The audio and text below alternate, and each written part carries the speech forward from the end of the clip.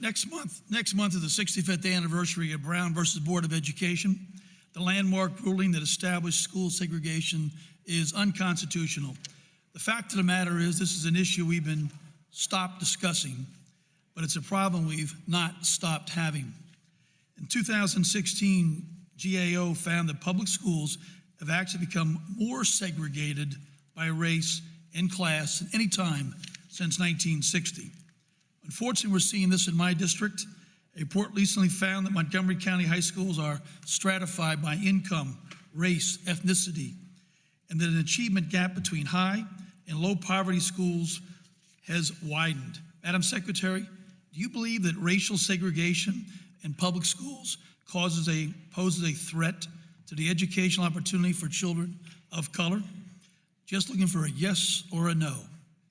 Congressman, I'm concerned about every student, no matter where they are and where they go to school. And I know you're concerned about every student, but racial segregation poses a threat for children. That's an easy one.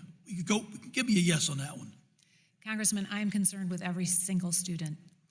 Madam Secretary, we know that racial isolated schools tend to have fewer resources. Yet last summer, the administration rescinded voluntary federal guidance on student diversity, voluntary guidance put in place by the Obama administration. Part of that non-binding guidance helps school districts understand how to develop and implement voluntary integration efforts. You're familiar with the K-12 diversity guidance document, ma'am? Congressman, we continue to be most concerned about all students and their Are you familiar with that document?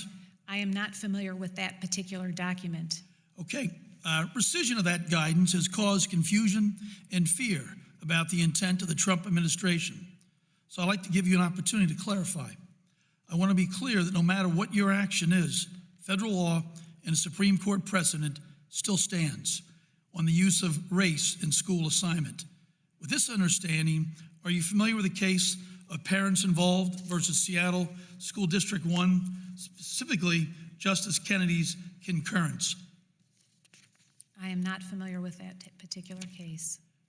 Justice Kennedy wrote, "A compelling interest exists in avoiding racial isolation, an interest that a school district, in its discretion and expertise, may choose to pursue."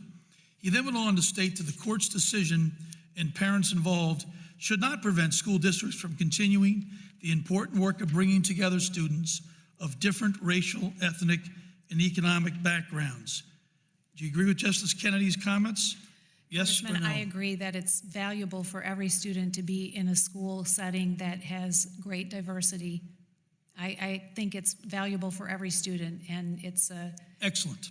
So you support the autonomy of K-12 school districts to use constitutionally permitted race-conscious methods to achieve racial and economic integration. We need to be unequivocally clear on this for our local leaders. A yes or a no? Well, Congressman, the Supreme Court has opined on this and given parameters around where race can be considered. So you support the autonomy of colleges and universities to use constitutionally permitted race-conscious methods to achieve racial and economic integration, and your agency will agree not to intervene to stop these efforts? Congressman, again, the goal should be to have diversity of every sort. And the Supreme Court has opined in this and has given very clear guidance and direction around this, and we will defer to and obey what the courts have decided. I'll take that close to a yes. One last thing, Secretary, we want local leaders to have the ability to improve diversity efforts in their schools if they choose.